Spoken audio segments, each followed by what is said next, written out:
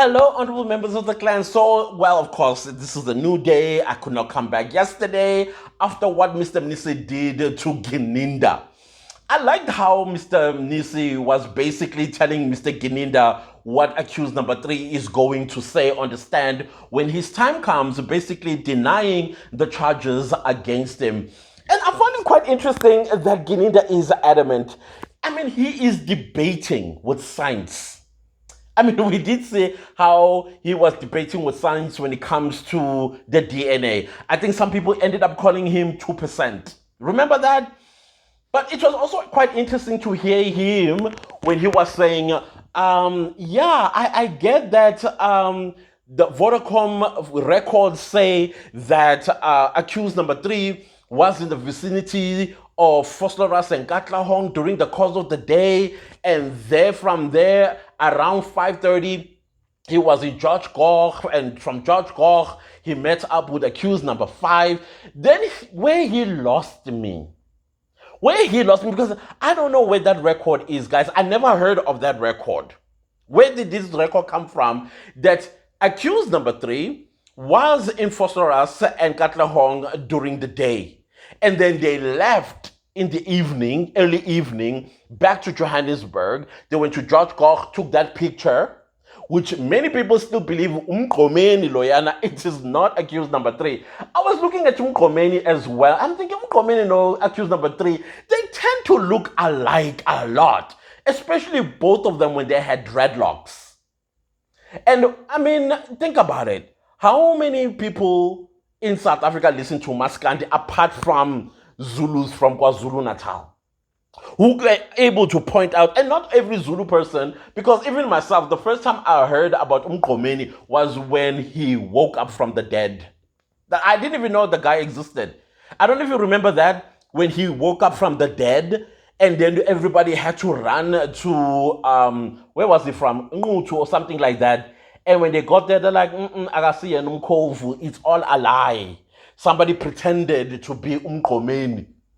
You remember that time? That's the first time I heard of him. I didn't even know he existed.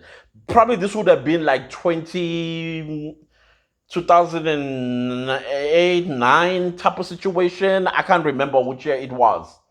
So now I was looking at the picture of Umkomeni, and I'm looking at accused number 3. I'm like, yeah, I mean, they look alike. Same height, same color complexion. It could have been Umkomeni if he was not dead, that would be in the place of accused number 3, accused by Gininda for deleting Senzo Meyiwa. Yep. So now where he lost me, I'm so sorry, where Gininda lost me was he says he will not argue with scientific results from Vodacom because Pinky Five Fillingham pointed out, according to the 205s of accused number 3 and his cell phone movement on the 26th of October 2014, and it shows by 5:30 these guys were already in the CBD, Johannesburg. But he says he's got statements. Okay, fine. The statements from the eyewitnesses who pointed him out, and then that charade that he tried to play earlier about a shiny, dark brown skin male with big eyes, a gold tooth, and dreadlocks, which kept changing in height. Where's that gold tooth? Somebody, the gold tooth. Gold tooth. No gold tooth. No gold tooth. So now, how is it credible, those people's testimony in their statements? But no, Gininda is holding on to that according to the eyewitnesses, he was there. And then there's a statement that shows that his cell phone came back to Fosloras. I'm like, the cell phone came back to Fosloras? Njani ba? When? How? Does it point and pinpoint the Kumalo house? And then from the Kumalo house, did it go to Basutu hostel? Because remember, that's where they went to. From the Kumalo house, they went to Gwabini's room. Whom, by the way, I'm learning this Gwabini is still Nakuzana Uzungu. There was never a nephew called Gwabini, from what I'm hearing. I don't know how true that is. There never was. So Gwabini, Lo Zungu's Gwabini, because Gwabini apparently is Zungu. is Tagazelo. Was he the one that was hiring out guns to Inkabi? Is the question I'm asking. Yeah, man, that is what transpired in court when Mr. Mnisi wrapped up his cross-examination. And also, what was also interesting was the little drama, the exchange of words, and how what's his name, Gininda, actually lied. Yes, initially he did offer Mr. Mnisi to go and bring those papers, the what do you call that thing again? Yeah, those papers for the not confessions, warning statements. Sorry, for the warning statements. He says not all police stations use the uniforms form. Some use this one, some use that one, some use this one. Yeah, and he used this one, which I still think is convenient. And then Mr. Mnisi, he dismissed it. But Mnisi came back the following day and said, you know what, I think maybe we should have them. And then Gininda promised that he was going to bring them on a Monday, last week Monday. And now he's denying it and he's going back to Mr. Mnisi's initial response. But Mr. Mnisi is like, no, I did, I admit. But later on I asked, and then Rata is like, yeah, he did offer. But I'm like, yeah, this is a part where now we have to go back to the record. For me, that was very annoying because all that Gininda had to do was like, okay, listen, I'll bring them. And then the FFC, they think we forgot about the FFC. I did see some guys, some of you guys, you sent me pictures of this FFC. It does not belong to Mjiako. It belongs to some law firm. I think it's a Jewish law firm in Santon, or is it Bloemfontein or something like that.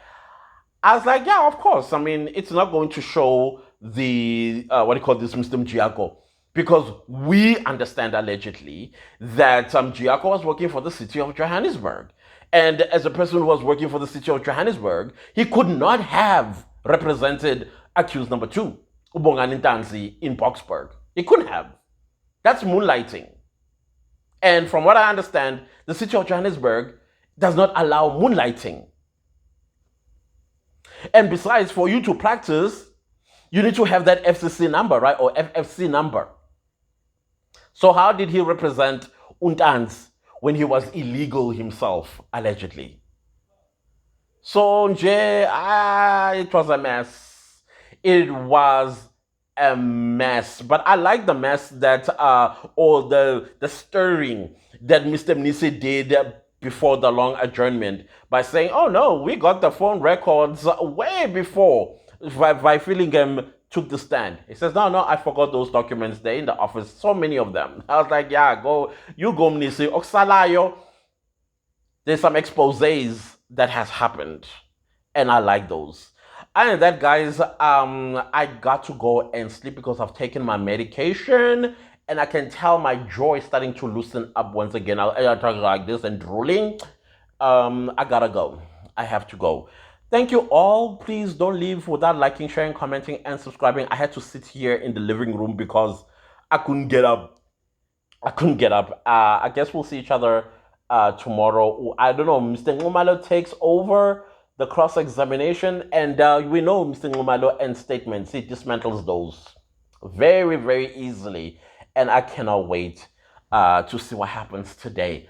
And that, guys, let's see each other. Please, I beg. Do not leave the video without liking. Please like the video, share the video, subscribe if you like the family. With your 2 IQs, make your own opinions. And we'll see each other next time. Goodbye.